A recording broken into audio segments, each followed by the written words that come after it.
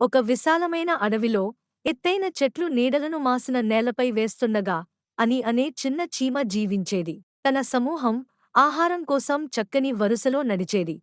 కాని అనికి తెలిసిన మార్గాలకు అవతల ఒక సాహసం కలలు కనేది. ఒక ఉదయం సమూహం నిద్రిస్తుండగా అని రహస్యంగా బయల్దేరింది.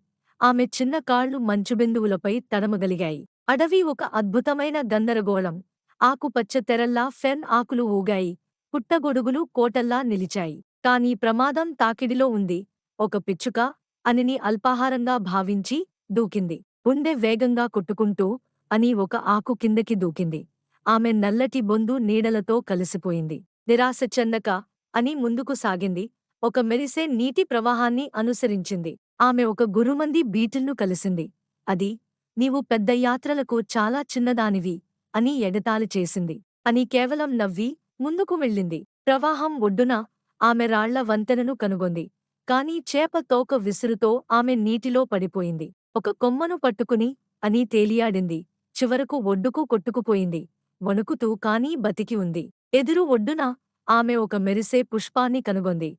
దాని తేనె నక్షత్రాల్లా మెలమెలలాడింది. అని దాన్ని తాగింది. శక్తి ఆమెలో ప్రవహించింది. ఈ తేనె తన సమూహాన్ని నెలలపాటు ఆహారంగా ఉపయోగపడుతుందని ఆమె గ్రహించింది. కాని దాన్ని ఎలా తీసుకెళ్లాలి?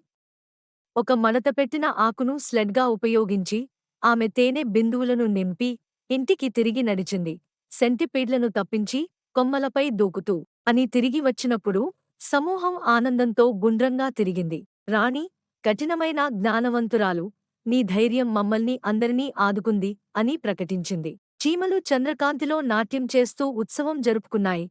మరియు అని యొక్క మార్గం సమూహానికి కొత్త పదంగా మారింది.